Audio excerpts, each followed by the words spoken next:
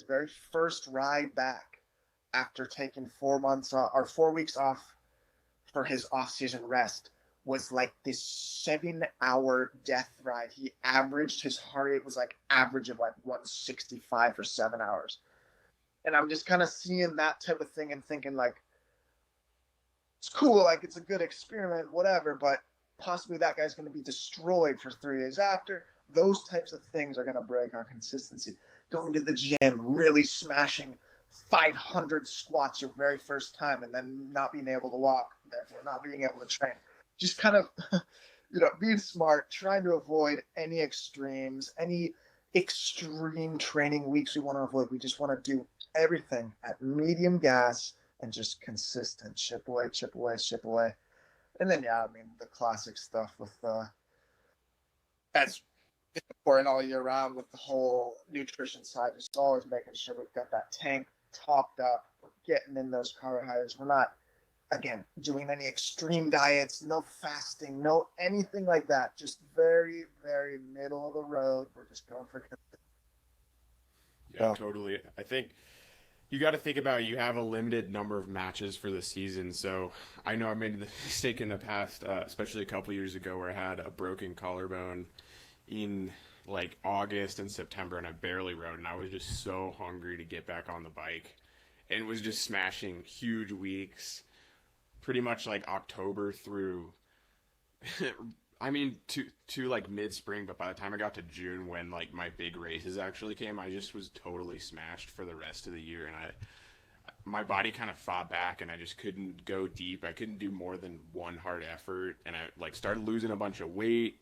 My hormones were all off, and you got to be careful, like, not to go past that limit or burn those matches. And I think you make a good point with the nutrition. Even like, if you're not refueling properly, you're just causing so much damage, but you're not allowing your body to repair it. So I think that's also a huge thing, that a lot of people also try to lose weight in the base season, but you have to really be careful not to overdo it with the weight loss, and just be conservative with it over time.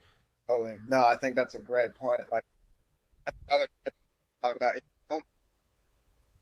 Don't start this, like you say, you can only be up there. I like to kind of say it like this: like, once you're up, meaning you're carrying a high level of training load, you can't stay there indefinitely. Like, you're going to have to come down again. And that's why it's a good idea. And if you look at these like World Tour pros, in November, they're really not training that hard.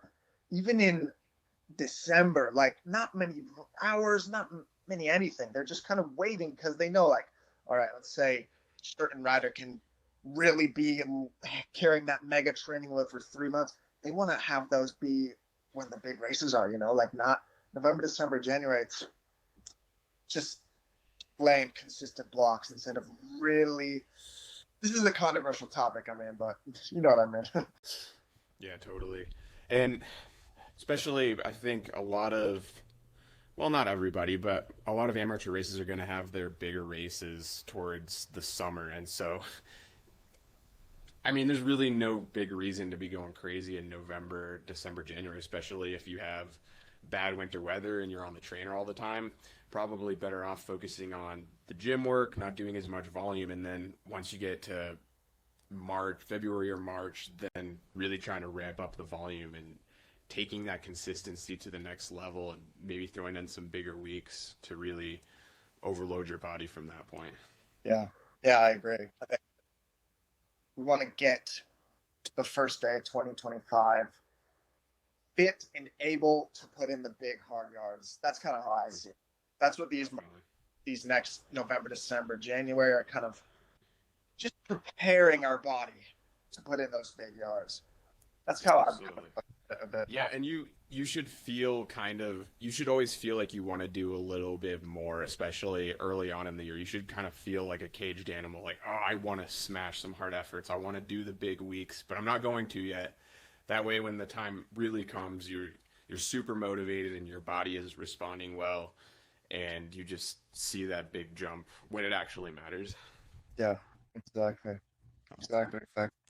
So, to that end, during your base season, are you doing any intervals or is it mostly zone two? What do you kind of recommend for the average person, age group rider, cat one, two, three, four, in terms of intensity and kind of dosing that throughout base season? Yeah, well, I mean, of course, the base season is generally we're targeting our aerobic energy systems, right? And that's how like I feel like a lot of people don't really know why it's called base. Like it's just this term that was thrown about, but I mean, really, the aerobic engine is the base of any performance in any endurance sport, and so that's why we're really focusing on this aerobic engine during this time of year. So yeah, our intensity is going to be lower, but that doesn't mean we don't do anything else for the next 3 months besides zone two. Like we definitely are going to need to do some variation. Obviously, I mean, you'll agree with this. I feel like there's a good bit of science about incorporating some like neuromuscular efforts, Mm-hmm. sprinting, these what's another example? I see a lot of people doing like these stomps where you're really okay, short neuromuscular efforts. Combining that with our zone two, our lower, I really personally, I do a lot of like this upper zone, like these intervals of upper zone two. You know, not quite tempo. It's definitely in zone two, but it's kind of a block of, let's say, if we have a 3 hour ride that day, I want to do two blocks of 30 minutes where I'm just riding at that very upper level of zone two. A, that helps kind of break up the ride a bit. And B, I feel like during those two 30-minute blocks, you're not doing a single second of junk miles. And I feel like a lot of people maybe do a fair bit of junk mile riding in these long winter rides because that's kind of you just go out and bike. But I feel like if we really concentrate during those two 30-minute blocks, we're riding a bit higher, it's still in that pure aerobic zone. It's a really good stimulus. I really get a good sense of it.